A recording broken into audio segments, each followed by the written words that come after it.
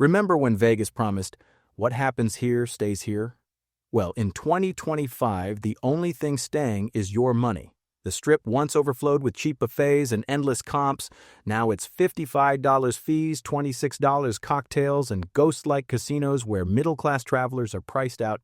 Vegas didn't just change the rules, it cashed out on its own soul. And visitors, they've had enough. The truth is, Las Vegas didn't collapse overnight. It slowly priced out the very people who kept it alive. Tourists once came here for cheap thrills, spontaneous fun, and the feeling that Vegas was for everyone. But by 2025, the city has turned into something far less inviting. Visitor numbers are down more than 10%, the sharpest drop in half a century, and anyone who walks the Strip can see why. Rooms advertised at $39 end up costing $90 after fees, burgers top $30, and casinos feel more like luxury showrooms than places to let loose. Longtime fans who once came 5 times a year now swear they'll never return. Foreign travelers, once a vital lifeline, are staying away too. In this video, we're breaking down 7 powerful reasons why the city that once promised joy for everyone now feels like a trap for the wealthy. By the end, you'll understand exactly why so many tourists are staying away. The Vegas scam everyone hates.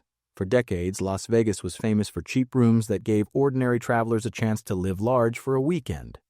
A $20 motel on the Strip, a $39 mid-tier hotel, maybe even a free upgrade if you gambled a little, that was the deal. Today, those deals are dead, replaced by one of the most hated practices in modern tourism, the resort fee. Hotels advertise bargain rates, but the number on the billboard is little more than bait. You see $39 a night, but after fees, that same room can climb past $90 on a weekday or even $226 on a weekend. It's not just the resort fee either. Parking, which used to be free everywhere, now adds $25 a day. Taxes pile on top. Even basic amenities like a refrigerator cost extra. Guests report filling trash bins with ice just to keep water bottles cold. What do you actually get for a resort fee? Basic Wi-Fi, a gym, pool access, maybe a phone line, things most hotels worldwide include for free. To many visitors, this feels like legalized robbery, and the psychological effect is worse than the financial hit. Imagine arriving excited for your Vegas weekend, only to be told your $39 room really costs triple that. Before you even hit the casino floor, you feel cheated. On Reddit, TripAdvisor, and YouTube, angry posts about nickel and dimming dominate Vegas discussions. Former loyal visitors say, "I used to come 5 times a year, now I won't come back at all." That's the long-term damage. Vegas built its brand on generosity, cheap entry, free perks, and the sense that the city wanted you there. Those low barriers brought crowds who spent money in casinos, shows, and restaurants, but by chasing short-term revenue with hidden fees, Vegas has flipped its own formula. Instead of feeling welcomed, guests feel exploited. Instead of spreading good word of mouth, they warn friends to stay away. The result? Empty hallways, quiet lobbies, and a reputation that's spiraling downward. Vegas thought it was squeezing more profit from each visitor, but in reality, it's driving away the very middle-class travelers who made it thrive. Resort fees aren't just an annoyance. They symbolize the betrayal of Vegas's original promise. Killing the buffet dream. Ask anyone who loved the old Vegas what made it magical, and the answer usually starts with food. For decades, Vegas was famous for cheap buffets, 99 C's, shrimp cocktails, and breakfast specials under $1. Food wasn't just fuel, it was part of the experience. Casinos deliberately kept prices low because they knew once people sat down to eat, they'd stick around to gamble. Fast forward to 2025, and that tradition has been obliterated. Breakfast for 2 can easily run $50. A simple burger costs $32. 6 chicken wings are $19, and 2 shots with a Red Bull can top $67. Even a can of Coke can set you back $5. The sticker shock is so absurd that many tourists now joke that eating in Vegas is a gamble in itself. Buffets, once a defining symbol of Las Vegas, are now priced at $40, $60 per person, often with limited selection and lackluster quality. Online reviews are full of disappointment. Soggy pasta, cold fried chicken, and no crab legs in sight. The all-you-can-eat dream has turned into all you can afford if you're rich. And it's not just buffets. Bars and lounges have followed the same path. Cocktails average $20 to $26, while high-end venues casually charge $100 to $29 for a single shot of premium liquor. For middle-class families or groups of friends, these prices make casual fun nearly impossible. Instead of grabbing a cheap meal and going back to the tables, visitors now spend half their budget just trying to eat. The social effect is devastating.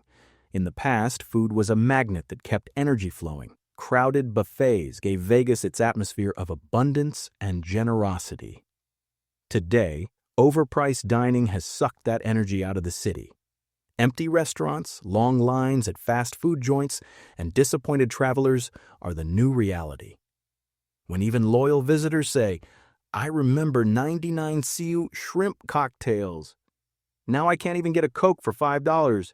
You know the magic has been replaced by frustration. Las Vegas killed one of its greatest traditions, and in doing so, it killed a big piece of its soul, a playground for the 1%. The most striking change in Las Vegas isn't just higher prices, it's who the city now caters to. In the past, middle-class families from Ohio, retirees from the Midwest, and young couples on a budget all felt welcome. They could book a cheap room, grab a $9.99 buffet, and feel like high rollers for a weekend. In 2025, that vision has been replaced by something far more exclusive. Walk through the massive shopping arcades attached to casinos, and you'll see names like Prada, Dior, and Bulgari, stores that sell handbags bolted to displays because they cost thousands of dollars. Restaurants proudly list $400 caviar and $300 bottles of wine. Bars casually charge $129 for a single shot of liquor. The message is clear. If you're not wealthy, you don't belong. The transformation is more than cosmetic. Casinos that once thrived on volume now chase fewer, wealthier customers who can drop thousands in a single evening. Limousines line up outside hotels while the middle-class travelers who once formed the heartbeat of Vegas are gone. Social media is full of bitter comments from longtime fans. Vegas doesn't want us anymore. It only wants the rich. That exclusionary vibe is changing the spirit of the Strip. Where there used to be laughter, cheap drinks, and spontaneous fun, now there's a subdued atmosphere of upscale shopping malls and velvet rope bars. The irony is painful. Las Vegas built its legend as the escape valve for everyday Americans, a place where you could feel extravagant for a fraction of the cost. By turning itself into a luxury showroom, the city has abandoned that promise. Yes, some wealthy visitors are still willing to pay, but the broad base that once made Vegas vibrant is slipping away. A city once proud of welcoming everyone has become a gated playground for the 1%, and the price of that shift is emptier casinos and a fading sense of magic. The fun has left the building. Another reason tourists are souring on Las Vegas is that the service culture has collapsed under the weight of corporate control. In the 1980s and 1990s, casinos showered players with comps, free buffets, discounted rooms, even show tickets. Dealers called you by name, cocktail waitresses kept your glass full, and blackjack tables started at $3. It wasn't just gambling, it was hospitality. By 2025, that atmosphere is gone. Visitors complain of sterile, corporate environments where everything feels transactional. Blackjack tables now start at $25 or higher, comps are rare, and cocktail service is slow or non-existent unless you tip heavily. Housekeeping no longer cleans daily unless you pay extra. Want fresh towels? Call the front desk. Trash overflowing? Handle it yourself. These cutbacks, once unimaginable in Vegas, are now the norm. Even longtime players admit the vibe has changed.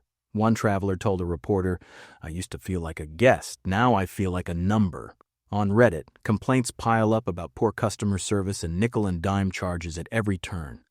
The corporate mindset has stripped away the charm and spontaneity that once defined Vegas. Visitors say casinos feel like sterile shopping malls filled with slot machines rather than vibrant playgrounds of excitement. The impact is obvious. When tourists don't feel special, they don't return. And the irony is brutal. By trying to save money on labor and perks, casinos are losing the very loyalty that made them profitable. The wow factor that once kept people coming back again and again has been replaced by frustration and indifference. What was once an immersive, people-driven experience has become cold, mechanical, and joyless. And when the service is gone, the soul of Las Vegas goes with it. The world has moved on. One of the less obvious but most damaging shifts in Las Vegas is the disappearance of foreign tourists. For decades, Vegas was an international magnet. Canadians flew south for cheap flights and warm weather. Europeans came to experience the neon dream they saw in Hollywood movies, and high-rolling Asian gamblers filled VIP rooms, dropping thousands of dollars on baccarat and roulette. In 2025, that global mix is noticeably thinner. The file footage makes it clear the so-called Trump slump, trade tensions, and visa restrictions have scared away entire groups. Canada, once a reliable pipeline of visitors, has cut back sharply. Many Latino travelers avoid the U.S. altogether due to fear of immigration crackdowns. Even more telling is the absence of Asian whales, the deep-pocketed gamblers from China and Korea who once defined Vegas's high-stakes tables. Entire VIP rooms now sit empty. But beyond the politics, there's a deeper truth.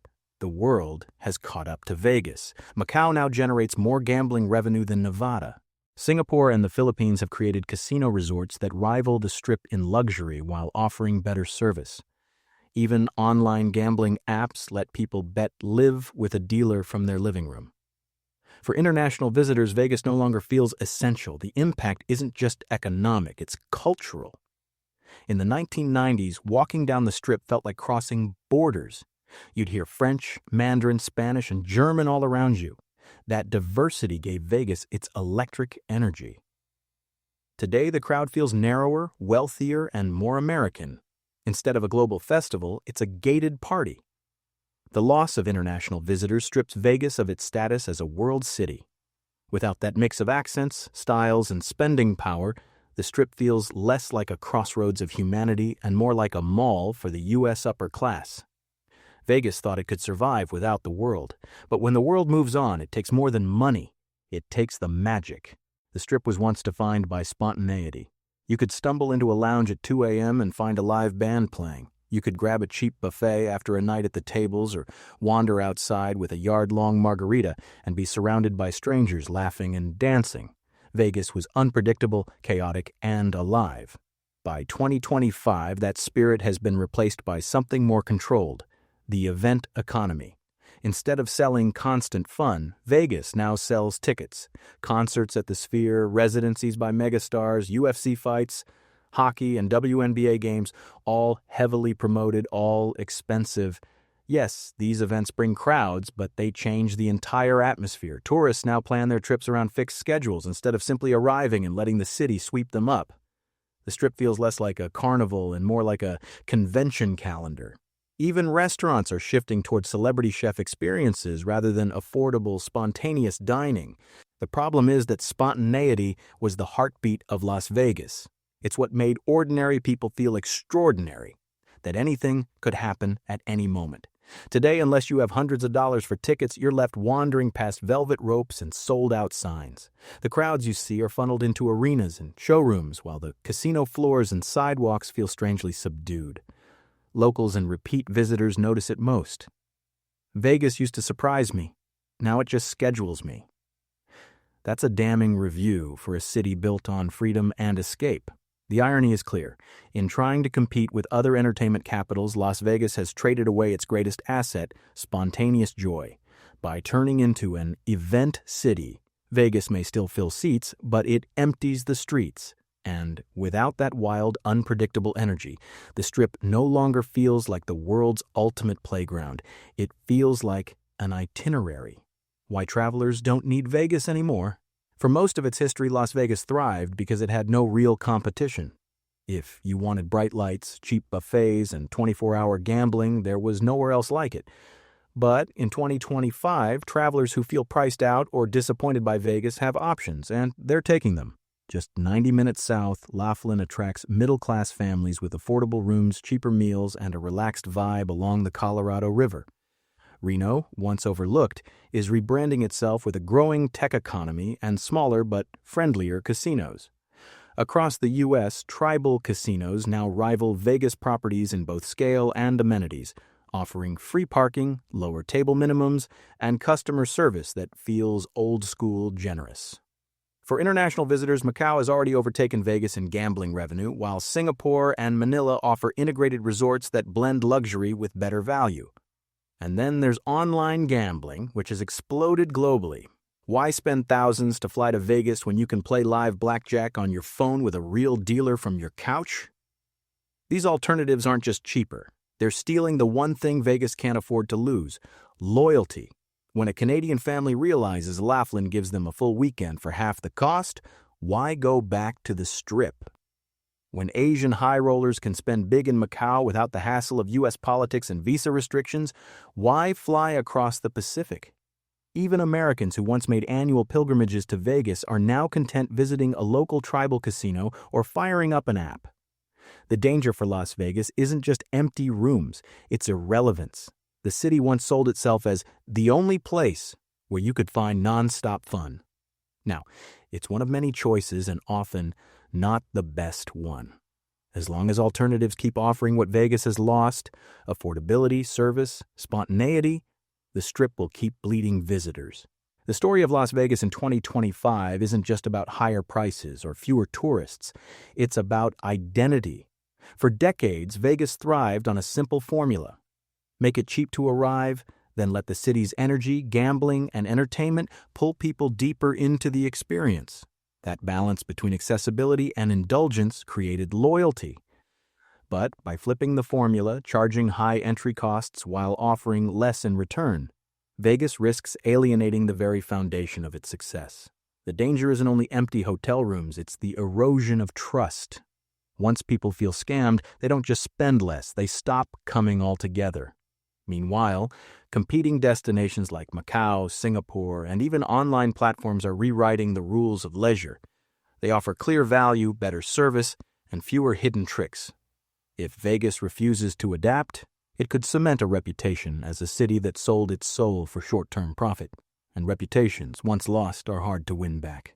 The deeper question is, can Las Vegas reinvent itself without abandoning the middle class completely? History shows the city is capable of reinvention. It survived the 2008 recession, changing gambling laws, even the pandemic shutdown. But every reinvention that worked had one thing in common: it kept people feeling welcome. If the city wants a future beyond high-roller exclusivity, it must find a way to restore that sense of generosity and spontaneity. Otherwise, Las Vegas may remain busy in bursts, but it will never recover the magic that once made it the world's Las Vegas. Isn't dead, but it's not the city it used to be.